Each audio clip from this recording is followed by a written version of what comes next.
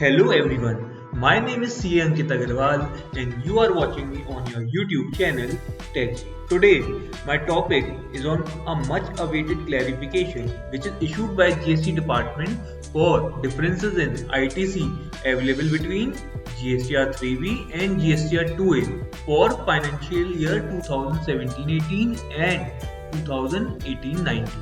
तो सबसे पहले मन में ये सवाल आता है कि ये क्लैरिफिकेशन क्या होता है।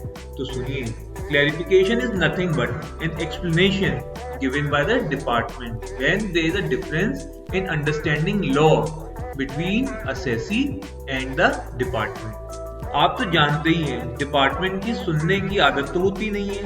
तब वेरियस ट्रेड यूनियंस और legal consultants approach the higher authorities for the same, and as a result clarification is issued in order to avoid litigation and reduce harassment of the assessee by the department.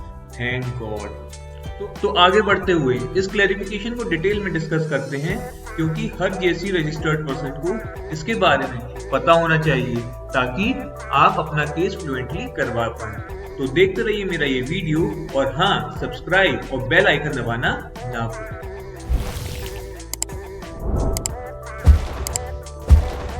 तो शुरू करते हैं। Section 16 of the CGST act provides for eligibility and condition for availing input tax credit, जिसमें एक condition ये भी है कि आप ITC का क्लेम तभी ले सकते हैं जब वो GSTR 2B में शो हो रहा हो। पर during the initial period when the GST was introduced, that is during the financial year 2017-18 and 2018-19, in many cases the supplier have failed to furnish the correct details of outward supplies in form GSTR 1, as a result of which certain deficiencies or discrepancies in form GSTR 2A of the recipient has been noticed, and still assessee उस ITC का claim अपने GSTR 3B में ले लेता था। Now, when the assessing officer assessed the eligible credit at the time of scrutiny, he found this difference and he asked the assessee to pay back the ineligible credit. अब क्या किया जाए? ये problem तो सबके साथ थी। So, department came up with a clarification to solve this problem. First, let us see what all situations can be there for the differences. Situation number 1, where the supplier has failed to file form GSTR 1 but has filed the return in form GSTR 3, जिसकी वजह से that invoice do not get reflected in form GSTR 2A of the recipient. Situation number 2, where the supplier failed to report a particular supply in form GSTR 1, जिसकी वजह से that invoice do not get reflected in form GSTR 2A of the recipient. Situation number 3, where the supplier has wrongly reported B2B supply as B2C supply in his GSTR 1, जिसकी वजह से that invoice do not get reflected in form GSTR 2A of the recipient. Situation number 4, where the supplier has declared the supply with wrong GSTN of the recipient in form GSTR 1, जिसकी वजह से that invoice do not get reflected in form GSTR 2A of the recipient. अब इन सभी cases में assessing officer सबसे पहले उन सब इनवॉइसेस को फिगर आउट करेगा जिनका ITC आपने ले तो लिया है पर फॉर्म GSTR 2A में वो शो नहीं हो रहा है। उसके बाद वो ये देखेगा कि असेसी ने सेक्शन 16 और CGST एक्ट की बाकी की कंडीशन फुलफिल की है कि नहीं। क्या मतलब ये कि section 16 deals with eligibility of input tax credit and assessing officer has to see कि बाकी की कंडीशन फुलफिल हो रही है कि नहीं। जैसे कि नंबर 1, रेसिपिएंट के पास टैक्स इनवॉइस या debit note issued by the supplier और such other tax paying document है कि नहीं। नंबर 2, रेसिपिएंट ने एक्चुअली में गुड्स और सर्विसेज और बोथ रिसीव की है कि नहीं।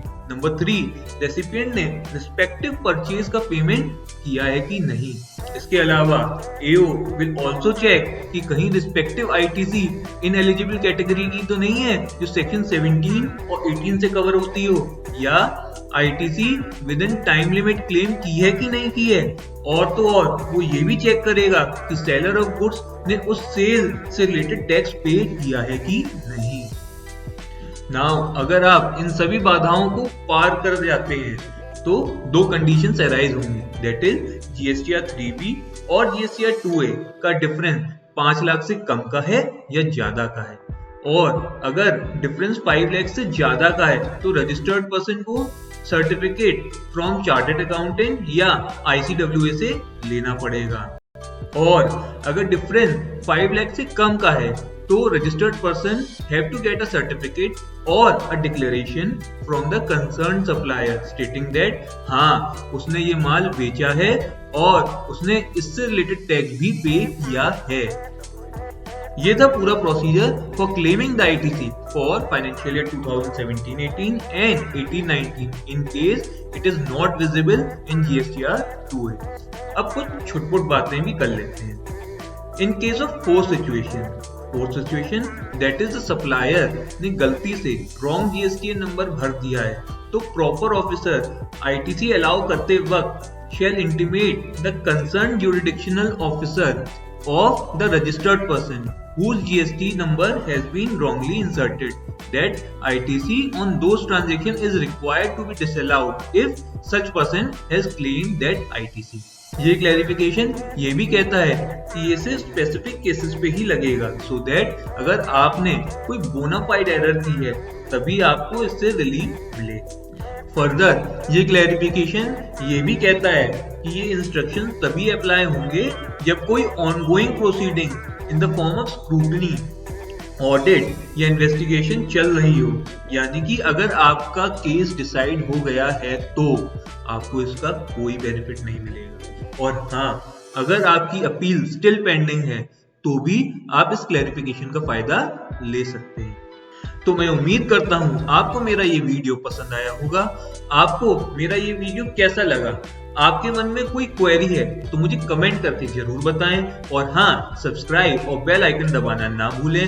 मैं फिर मिलूंगा एक और नई वीडियो के साथ। Till then thank you and stay connected.